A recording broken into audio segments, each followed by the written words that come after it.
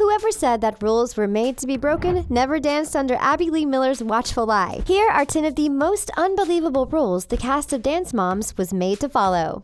I haven't really been here, so I don't know what's up with Abby. Catch on quick or else. It's no secret that growing up on the set of Dance Moms can be super stressful. Nia, Maddie, Mackenzie, and Chloe have all posted YouTube videos explaining just how hectic their lives used to be. I'm at the studio every second, minute, hour of the day. Despite Dance Moms being a reality TV show, there were many instances where the girls were instructed to fake it till they make it. During a tell-all vlog, Nia revealed that a not-so-secret Dance Moms rule went along the lines of catch on quick or get out of the studio. The girls had a very limited amount of time to learn their dance routines, despite the show making it seem like they had an entire week to do this. In reality, they usually had anywhere between a few hours to a few days tops, but they were expected to catch on quick or face the consequences. No makeup, no dancing. Your makeup looks really good.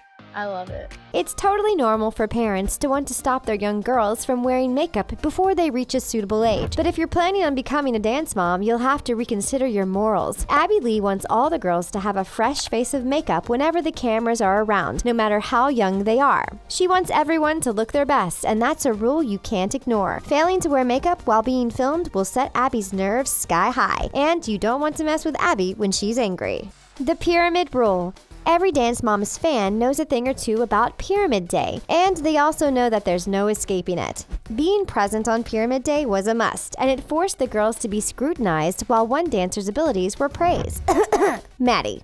Failed to attend the dreadful weekly event could result in a contract breach, which simply wasn't an option. To make matters worse, the girls were made to stand straight throughout the entire ordeal, which was super uncomfortable. Actually, it's 4 hours long. Standing up straight for a few hours while being criticized is something we never want to do. Still, the last rule on this list makes the Pyramid Rule sound like a breeze. Dance Mom Rules. The moms don't rule the dance studio, you idiot. They don't.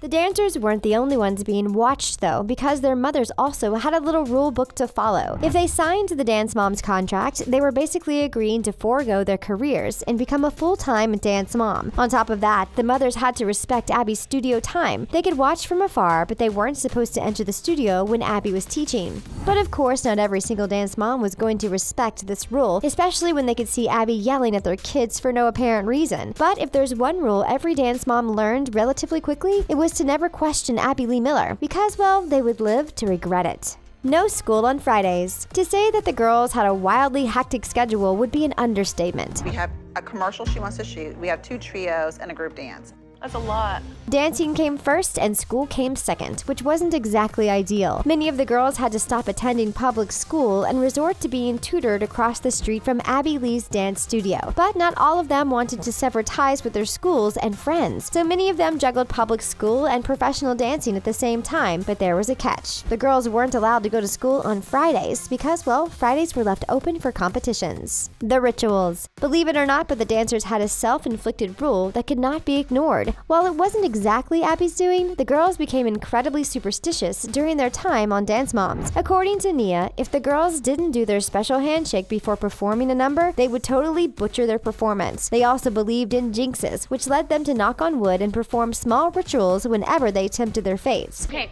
guys, we're gonna kill this group. Let's go kill it. These rules were taken very seriously, despite not being in Abby Lee Miller's contract. No piercings, no tattoos. Every dance studio has its own set of rules, and Abby Lee Miller is no exception. Not being allowed to have facial piercings sounds pretty reasonable. After all, judges do look at a dancer's overall image when giving a verdict. However, Abby Lee was a lot stricter than the average person. According to Chloe, wearing piercings of any kind was absolutely forbidden, and so was getting tattoos. While these rules didn't impact the girls during their junior years, it's safe to say that it became annoying once they were teenagers. According to Abby, wearing jewelry can be dangerous, but still, what's the harm in wearing studded earrings? Prim and Proper. Abby Lee Miller wants her dancers to be prim and proper at all times. She wants them to be completely natural, with the exception of makeup, of course. Her dancers are required to have their hair up in the studio, and failing to do so can get them kicked out in a jiffy. Just ask Chloe.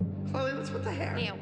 I told her 4 times. You told her 4 times? But perhaps the most important rule the girls have to follow is keeping their hair completely natural. Dyeing your hair, getting highlights, or putting some funky colors in it is forbidden. Yet somehow JoJo was still allowed on the show. Did you guys know that JoJo's mom has been bleaching her daughter's hair since she was a kid? It looks like Abby chose to let that one slide. No tears, no complaining. It's old news that Abby Lee Miller has little to no patience and an extreme hatred for crybabies. According to her, being yelled at and ridiculed isn't a good enough reason for children to cry.